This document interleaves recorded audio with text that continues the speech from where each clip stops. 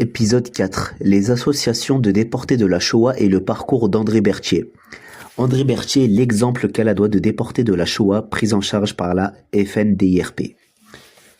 Les associations de déportés de la Shoah ont pour mission de préserver la mémoire des victimes et de transmettre l'histoire aux générations futures. Elles organisent des commémorations, publient des témoignages et soutiennent les survivants. À travers l'histoire d'André Berthier, membre de la résistance et survivant de la déportation, on peut comprendre l'importance de ces associations pour garder vivante la mémoire de la Shoah. Nous avons décidé de vous présenter la Fédération nationale des déportés et internés, résistants et patriotes, dite FNDIRP, qui est une association créée en 1945, juste après la Seconde Guerre mondiale, par d'anciens résistants déportés.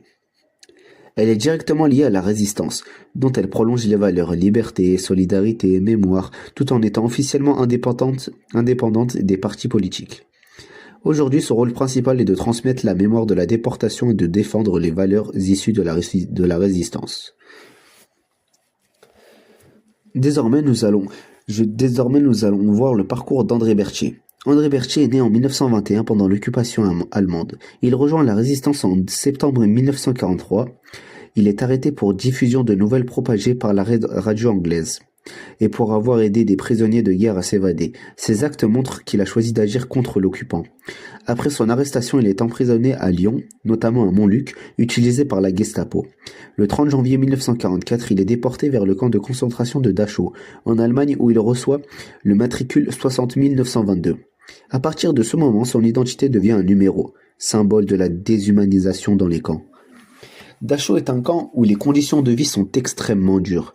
Travail forcé, sous-alimentation ou encore violence. André Berthier est affecté à différents commandos en Allemagne et en Autriche. En avril 1945, il est libéré par les troupes américaines et va être pris en charge par la FNDIRP. Après la guerre, André doit prouver son engagement pour obtenir la reconnaissance officielle de déporté politique. Des témoins confirment ses actions dans la résistance. Mais après avoir survécu au camp, il faut encore que la vérité de son parcours soit reconnue. André Berthier va décéder en 1948. Désormais, nous allons voir quels furent le rôle des associations des déportés et le rôle de la mémoire. Les associations de déportés permettent de relier les expériences individuelles à l'histoire collective. Elles aident à préserver les témoignages comme celui d'André Berthier, à sensibiliser les jeunes et à lutter contre l'oubli. Ces associations organisent des conférences, publient des ouvrages et soutiennent les démarches administratives pour faire reconnaître le statut de déporté politique. Grâce à ces associations, l'histoire de survivants comme André Berthier continue d'être racontée. Elle rappelle que la liberté a un prix et que le courage individuel peut devenir une forme de résistance collective.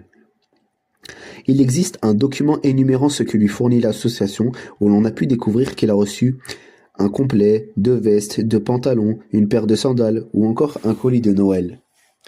Ainsi, l'histoire d'André Berthier illustre à la fois l'horreur de la déportation et l'importance de la mémoire transmise par les associations de déportés de la Shoah.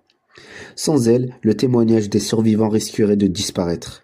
Ces associations permettent aux jeunes générations de comprendre le passé et de se souvenir que l'engagement et le courage face à l'injustice sont essentiels.